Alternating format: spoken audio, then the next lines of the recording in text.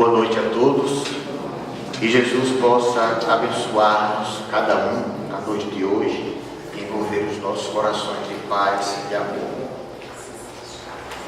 Hoje nós estamos iniciando uma nova fase na nossa casa de usar o danado do projetor, o Data Show, pronto. Estava esquecido desse nome aí, é um nome mais chique, né? Então, e nós vamos começar com um tema muito interessante. Já falei esse tema aqui na quarta-feira, falei no Amor e Luz, falei no Cantinho, e aí as pessoas me cobraram, ouviram e gostaram, então vou repetir a dose, tá bom? E dessa vez abrimos espaço para perguntas, que é o nosso hábito aqui nos sábados, certo? Bom, o nosso tema é esse aí, o casamento à luz da doutrina espírita. Nós sabemos que casamento ainda, para algumas pessoas, é novidade, não é? Porque na atualidade, muitos jovens, e especialmente as jovens, a gente observa, não querem muita coisa séria atualmente, não é? Os jovens, os rapazes, até estão interessados em casar, mas as mulheres até nem tanto, não é verdade? Eu não estou mentindo, né? Todo mundo está dizendo aí, mas tudo bem, vamos para frente, não é? Algumas pessoas ficam assim, sentadinhos juntos, olhando o horizonte e olhando o que acontece lá nas nuvens. E a nossa mente, ela divaga bastante e acaba formando, não é, desenhos com as nuvens. A gente descobre coisas que impressionantes, né? Quando a gente olha. Mas aí a doutrina espírita aproveita para ver esse momento como um momento do visionário, daquele que observa o céu e imagina algo bom, alguma coisa interessante, nesse caso referente ao casal. E nós sabemos que casamento na doutrina espírita não é um tema que se toca constantemente, né? Até porque nós sabemos que na casa espírita não existe esse negócio de ritual, não existe sacramento, tá? Mas o casamento que a doutrina espírita fala é o casamento entre duas pessoas, dois seres que se buscam, que se sentem atraídos um pelo outro e acabam querendo alguma coisa mais séria lá na frente, tá bom? E aí diz aí que, sendo natural do amor, o casamento, o que acontece? Ele precisa ter o objetivo lógico da família. Porque não pode somente se buscar apenas somente pelo sexo em si. Mas Deus é muito interessante, Ele é sábio, muito assim, aquela inteligência suprema do universo, e Ele sabia que precisava que houvesse alguma coisa que estimulasse o homem e a mulher se buscarem, dada a importância daquilo que ele pretendia, que ele sempre pretendeu com relação ao casamento. E nós encontramos aqui na doutrina espírita essas informações assim interessantes, no princípio da religião, da relação afetiva, o amor-paixão começa com ele. O danado amor-paixão é aquele que é apenas a atração, gostou, achou interessante, se buscou, hoje em dia é o chamado ficar, muita gente fica. Outros, antigamente era paquera, e a paquera não chegava como acontece no ficar hoje, não.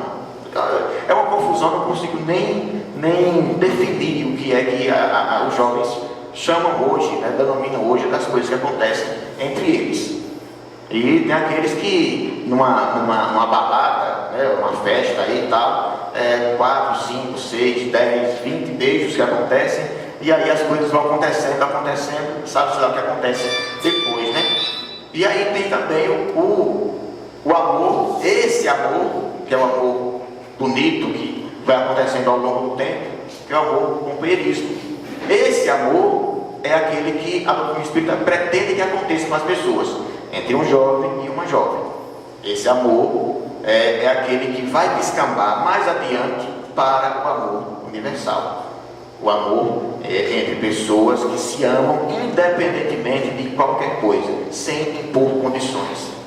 É difícil, está longe, mas acontece já na nossa terra, certo? já está acontecendo.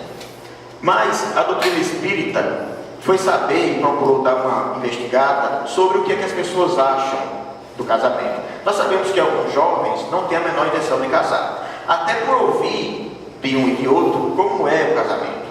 Eu quero saber nada de casar, por quê? É uma prisão, vou deixar de curtir, vou deixar de aproveitar, já não vou mais para a festa, não quero saber não. E dizem que é só briga, especialmente aqueles jovens que estão inseridos numa família, né, aquele ambiente conturbado, marido e mulher que brigam o tempo todo, que discutem, né, que um acusa o outro de traição, aquela coisa toda. Então fica difícil eles quererem, não é verdade? Então vamos procurar saber o que é que as pessoas acham de casamento.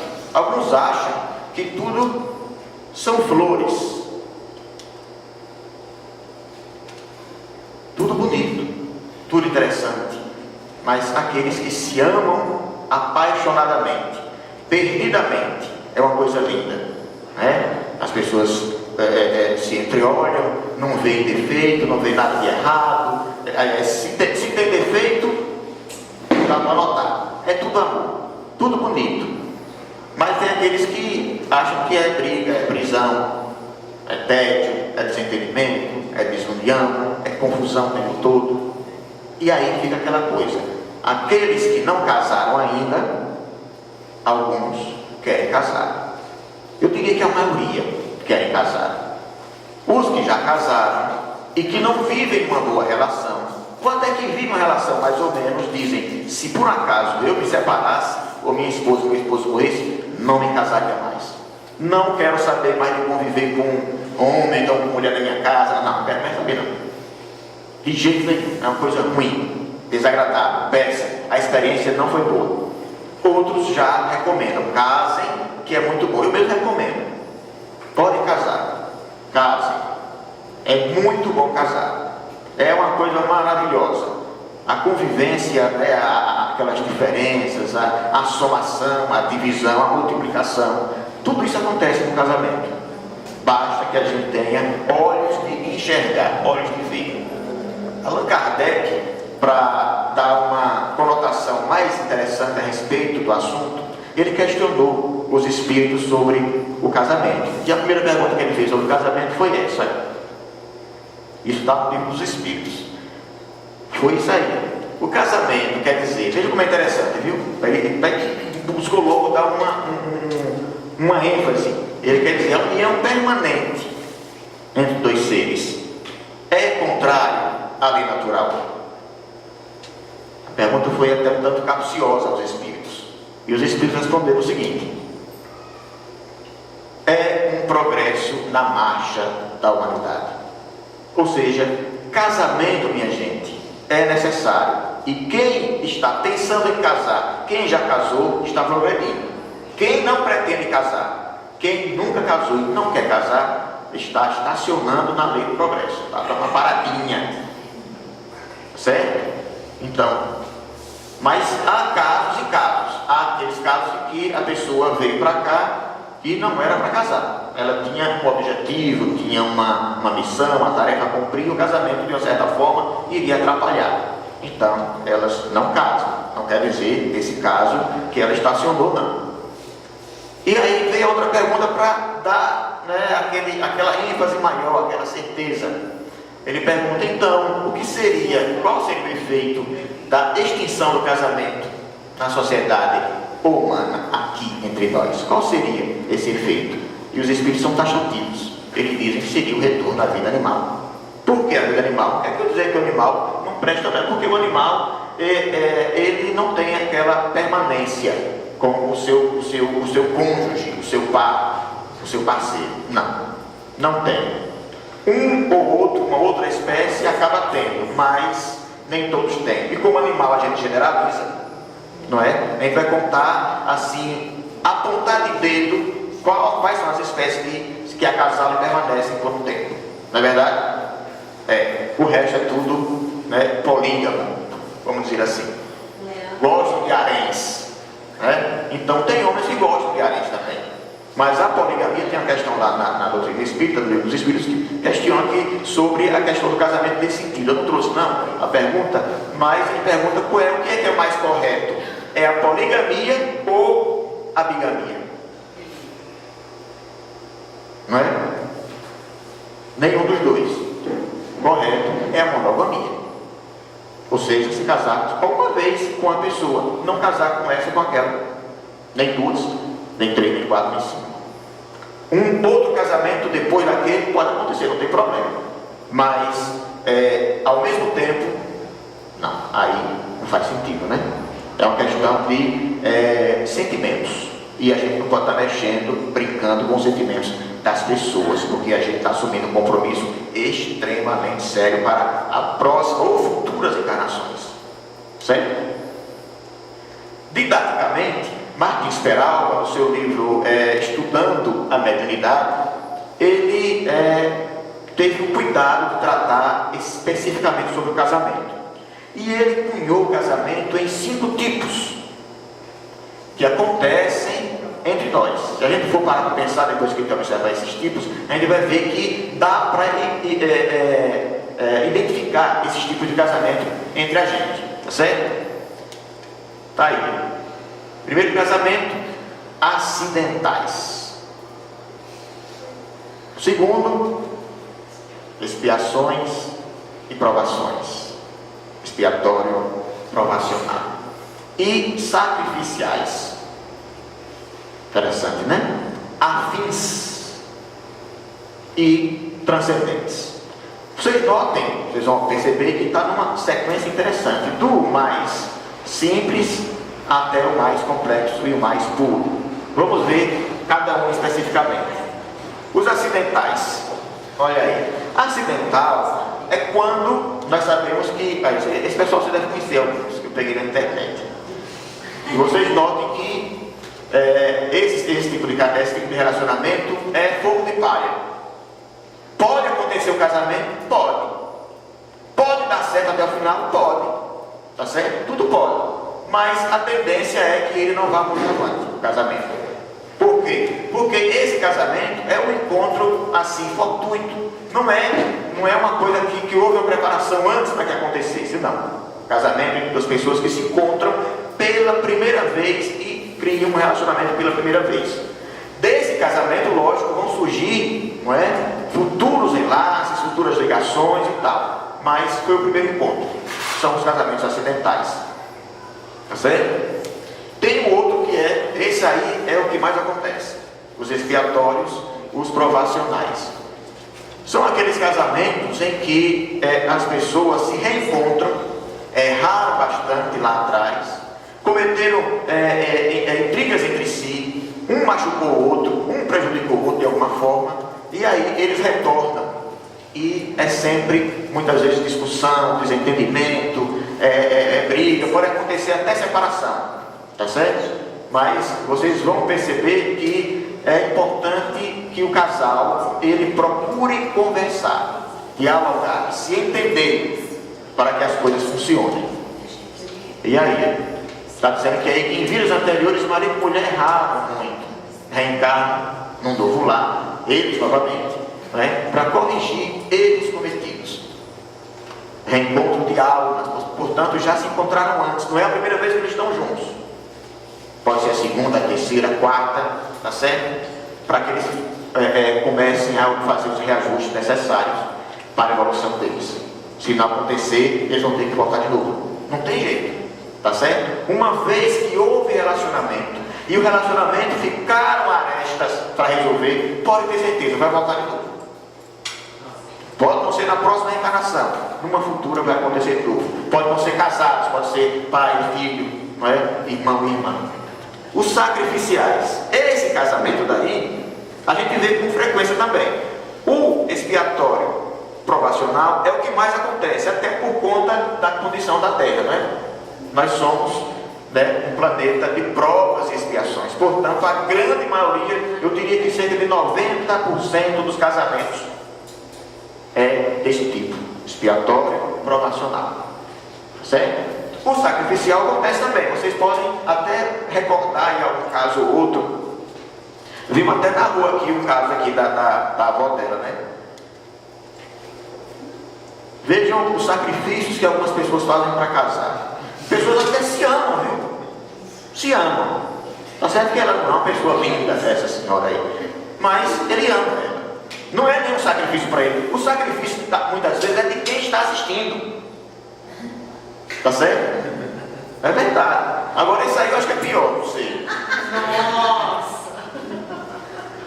Não é? Era um pouquinho avantajado em termos de corpo, foi ele, coitado, não é? Mas ela faz dele gato e sapato. Você pode observar ali que o negócio é sério. Não sei como é que ele consegue ali não permanecer vivo. Não é verdade? Ele está deitadinho ali. Não é? E tem aí também esses casos aí, a coitadinha, né? Sacrificando, realmente aí acontece. Apanha dele, que gosta, acha bom. Não, ele fez sim, não fez tudo sem querer. Eu esbarrei na mão dele e tal, mas é assim, às vezes acontece.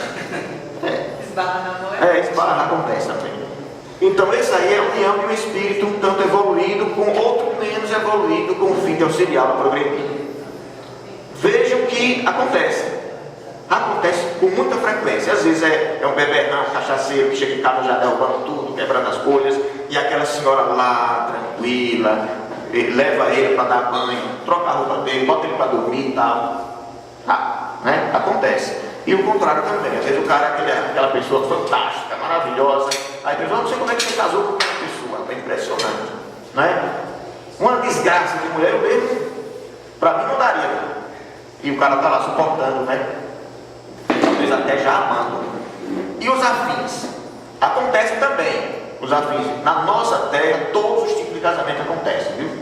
Os afins são aquelas almas assim, pessoas que se gostam, pessoas amigas que já têm um crédito lá no mundo espiritual, no tempo os dois se simpatizam, se gostam, aí vem para cá para continuar o progresso, para ajudar os filhos e tal, né, a progredirem. Esse casal todo mundo já deve ter ouvido falar, quem mais novo não. A gente que já passou dos 30, a gente já viu esse casal aí na televisão, é o casal 20. Era um exemplo de casal assim harmonioso. Era uma fantástica a gente ver, assistir esse seriado, que não passa mais, viu? E aí está, quando a harmonia, a diálogo, a afinidade, não é só agarra, tá vendo aí? Separados, conversando, casal, bonitinho, não é? Na verdade, isso é lindo. E aí eu reencontro de corações amigos para consolidação de afetos. É raro no nosso planeta? Mas acontece. Pode ter certeza. Esse outro aí são os casamentos transcendentes, tá certo? Nós buscamos na internet, mas só encontramos um. Veja se vocês conhecem esse cidadão aí, com essa senhora.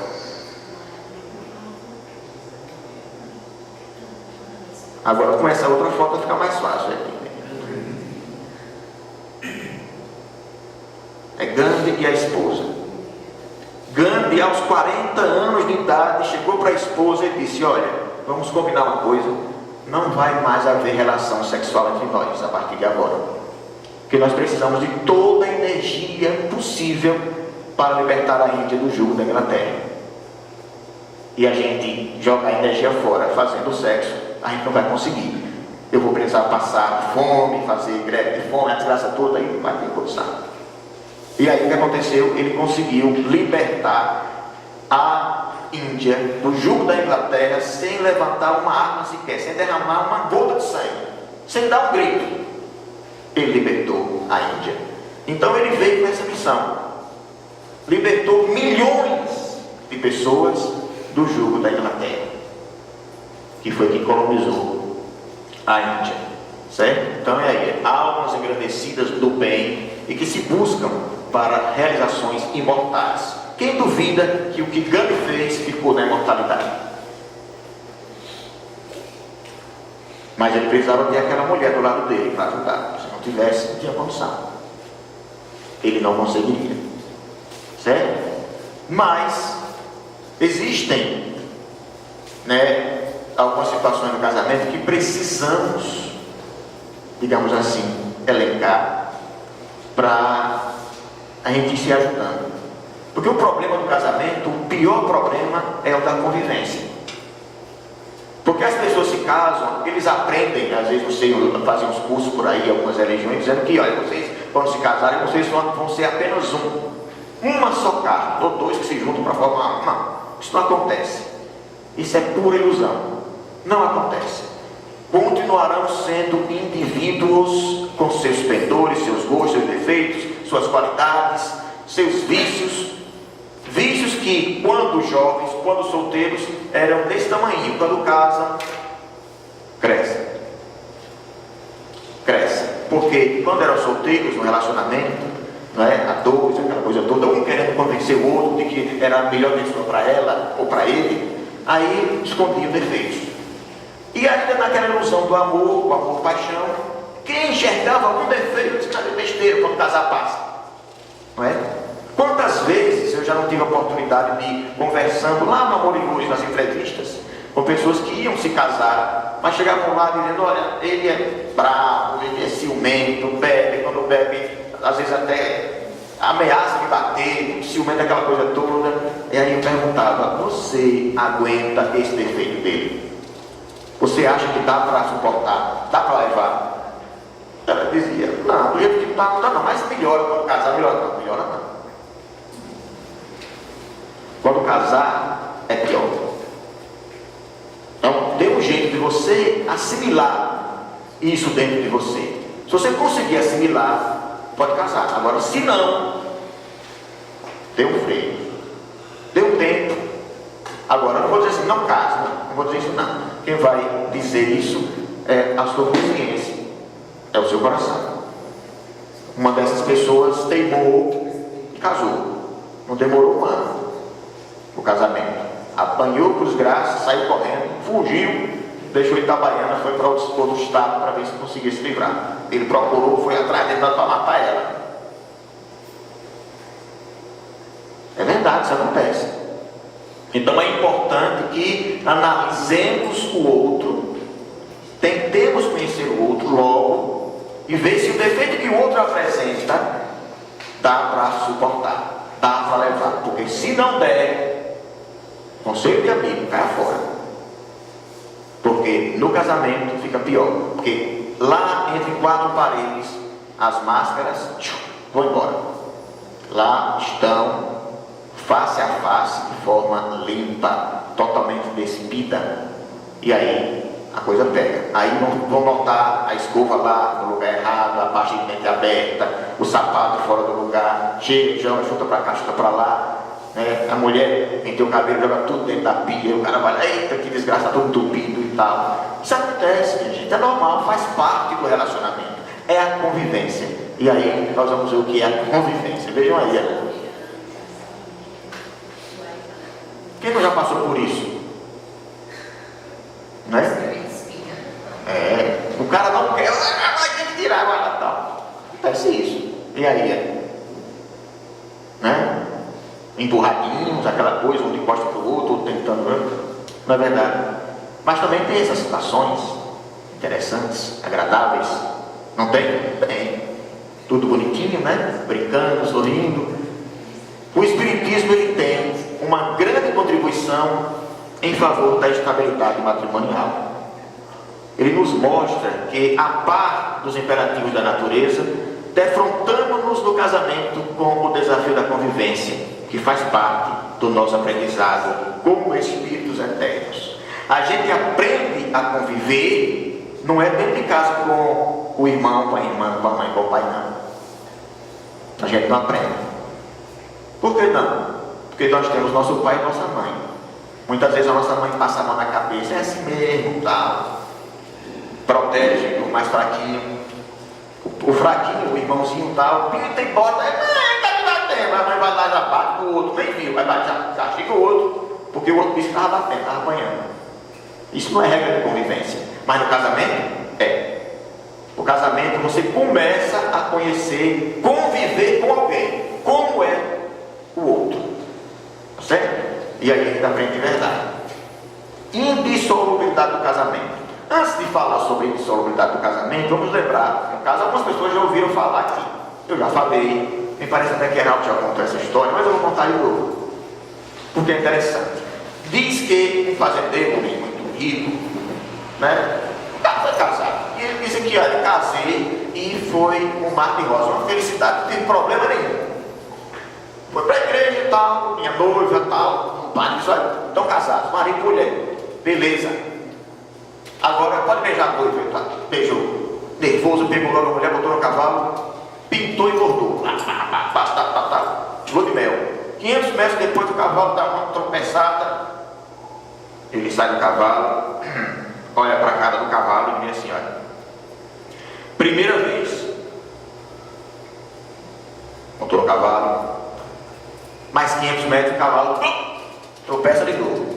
Novamente ele sai do cavalo, olha para o cavalo, segunda vez, montou no cavalo de novo. 500 metros, não, o cavalo tropeçando novamente. Ele não conversou, tirou a mulher do cavalo, desceu, foi lá no cavalo, pegou na cartucheira uma 12, mirou na cabeça do cavalo, pum! O cavalo veio, matou. A esposa ficou indignada, rapaz. Ela pintou tudo o cavalo, mas como é que pode? Porque o cavalo tropeçou 3 vezes. Você comete uma grosseria dessa, mata o cavalo. Você é um criminoso. O papai falou, impacientemente, escutando. Terminou, eu terminei. Primeira vez. E fomos felizes para sempre. Então vejam, é assim que é a regra da convivência. A regra da convivência dessa forma não é, né? Não é mesmo. Ou é uma 12, Mas a doutrina espírita fala sobre indissolubridade do casamento. Nesse caso, um caso desse, a questão 697 do Livro dos Espíritos diz o seguinte: está na lei da natureza ou somente na lei humana a indissolubilidade absoluta do casamento? Essa pergunta é forte. Por quê? Porque a Bíblia traz uma informação, uma máxima que diz assim: não separeis o que Deus juntou. Não é verdade? E aí pergunta se isso é lei humana ou está na natureza.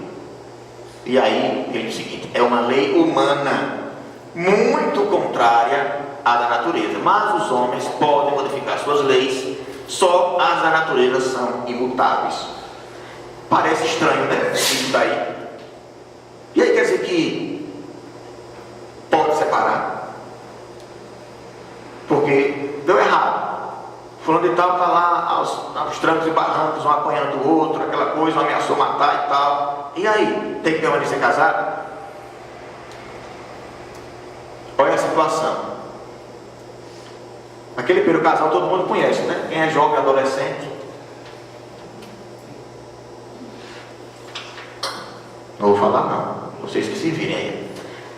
Aí a coitadinha engravidou, mas a coisa não está rindo bem, olha lá, ela com uma garrafa de cachaça na mão, grávida e bebendo.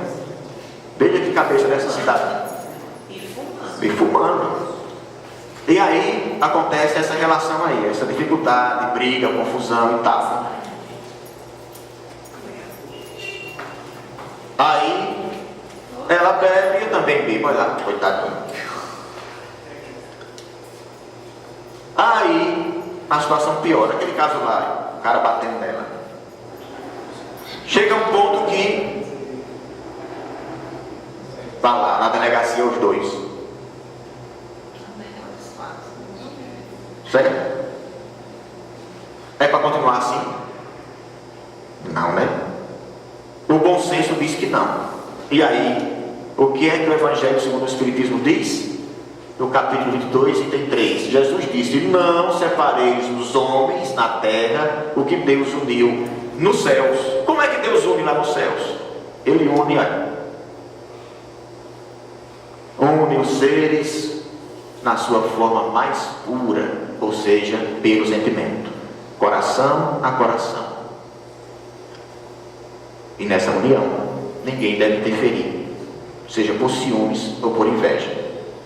Por que por ciúmes ou por inveja? Porque muitas vezes está um relacionamento bonito, aquele casal feliz, e tem pessoas que têm inveja disso, não tem? A mulher acha que aquela felicidade se deve àquele homem bom que aquela outra tem e ela não tem. Aí deseja o homem da outra. Aí a confusão começa, né? E o contrário também. O cara tem aquela mulher desagradável, chata, aí vê aquele casamento feliz, aquela mulher maravilhosa, ele acha que aquele casamento se deve àquela mulher, então ele deseja a mulher do próximo. Confusão isso também, não é? Então não pode haver essa desunião, porque se acontecer, a complicação para o futuro é grande. Por isso ele dizia, não pode ninguém interferir, seja por inveja, por ciúme, não pode. E aí no casamento acontecem os ajustes. Por quê? Porque todo mundo que casa tem interesse em ser feliz.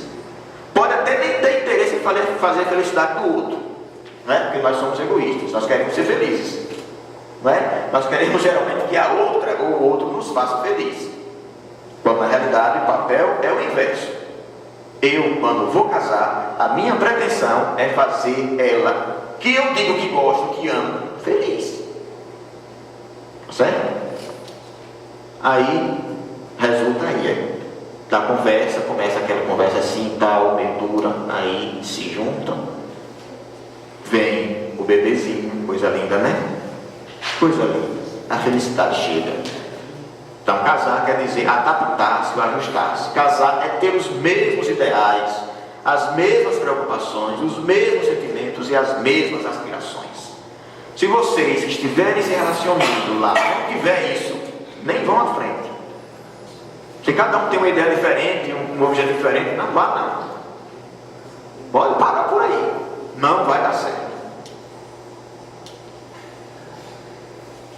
Aí nós temos a sequência de um casamento, de uma união feliz. Olha aí, família, eles se tornam já adultos, filhos já quase criados, né? Aí já, né? Já idosos, já bem, fazendo brincadeira pro outro. Aquele primeiro casal lá, né? Vão ficar assim. Se não foi um casamento fortuito, se não foi um casamento, né, atrapalhado, vai acontecer isso. E aí vai se tornar o casamento transcendente do futuro. Aí são um casal de anjos, olha que coisa linda, né? É o futuro do casamento, de quem se casa bem. Agora, para um bom casamento, é preciso fazer alguns exercícios, viu? Que o lar é o laboratório. Nós dissemos isso antes, né? O laboratório tem experiências nobres em busca de avanços morais e espirituais. Mas, para acontecer isso, é preciso fazer alguns exercícios. O primeiro treino é esse. É o do perdão. Perdão é o treino da compreensão. Por quê? A gente começa perdoando, porque nem todo mundo acerta sempre, né? Não é verdade? No casal, sempre um faz alguma coisa que o outro não gosta, que contraria. E aí é hora de perdoar. Quando a gente perdoa, a gente está treinando para compreender. E o casamento é feito de compreensão.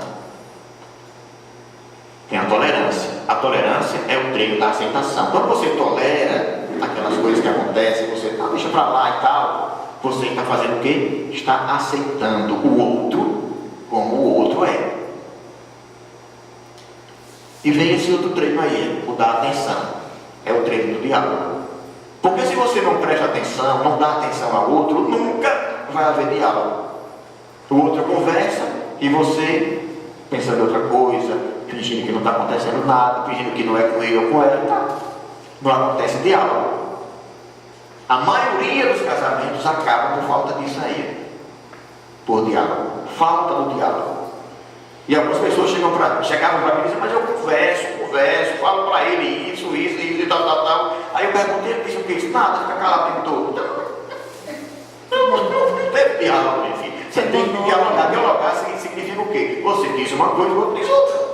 O outro pensa, cada um diz um ponto de vista, né, até chegar no denominador comum. Isso é o diálogo. Não é você só reclamar, e você é assim, você devia ser assim. Não ajuda em nada. Né? Então, e o respeito é o treino da educação. Para você ser educado, começa primeiro por respeitar. Respeite o outro. Respeite. Porque diz um velho deitado que diz que o respeito é bom e eu gosto. Né? Ele diz isso. Respeito é bom e eu gosto. Mas ele gosta para si. Esquece de que o respeito tem que dar ao outro também. O outro tem que ter respeito, tem que ser respeitado. E quando a gente respeita, a gente se torna educado. E o respeito, que é para a educação, cede aí então a renúncia. Porque a renúncia, sim, essa virtude maravilhosa é o treino da doação. Essa renúncia era aquele casamento sacrificial. A mulher ou o homem, eles renunciam a muita coisa para fazer o outro feliz, para ajudar o outro a crescer, a evoluir, a sair daquela situação em que ele se encontra, mesmo que ele não saia, mesmo que ele continue daquele jeito até o final da vida, mas ela fez o que pôde. Foi até o final com ele. Diz Divaldo Franco que uma senhora tinha um relacionamento fantástico. Ele achava lindo aquele relacionamento. Viviam os dois agarradinhos, conversavam, sorriam. Todo lugar estavam os dois juntos. Era uma coisa linda. E aí ele ficou sabendo que ele faleceu. Ele ficou triste. Uma tristeza de Divaldo Franco. Ele resolveu escrever uma carta, porque ele imaginou que aquela senhora estava passando por um sofrimento, aquela pessoa de luto, um amor daquele, né? Ela devia estar acabada, arrasada. E ele fez uma carta dizendo que estava sentindo muito, que se precisasse dele, estava à disposição para conversar e tal, porque realmente ela deveria estar infeliz, triste, mas que não ficasse assim, que eles iriam se reencontrar e tal, aquela coisa toda. Uma coisa linda ele escreveu. Ela escreveu de volta.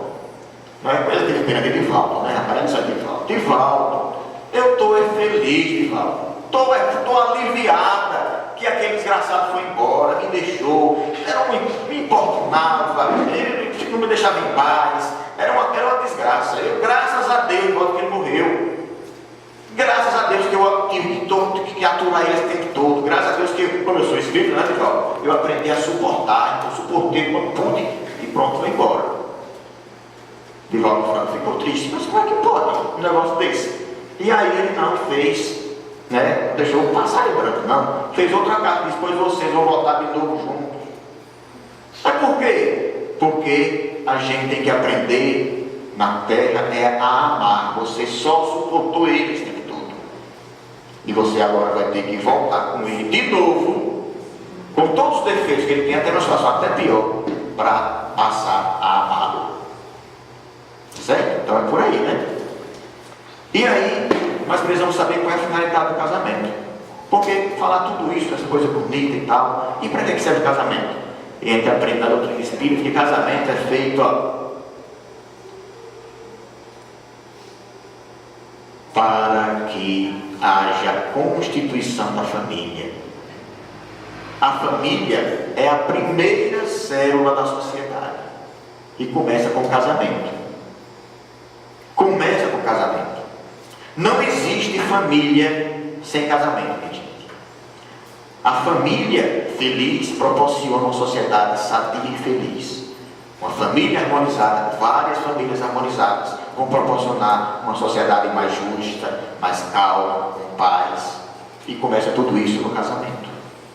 Não é em uniões fortuitas. Não é em, como dizem por aí, diziam antigamente, eu nunca mais ouvi falar esse termo, na produção independente. Não é assim. Não é assim. As pessoas precisam tanto do aconchego materno quanto da autoridade paterna.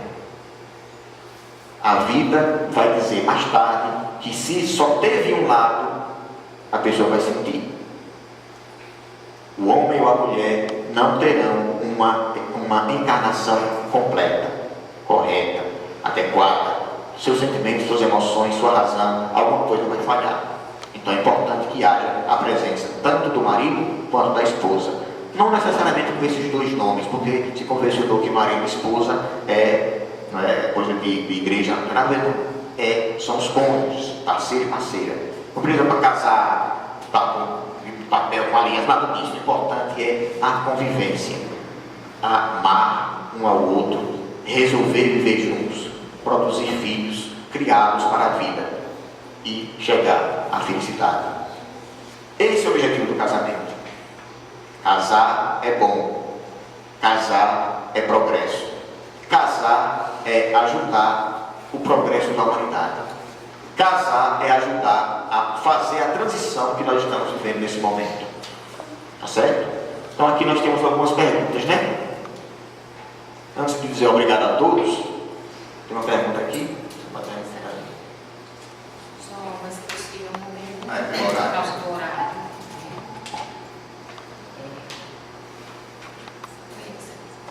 Pergunta é a seguinte: você disse, eu disse, né?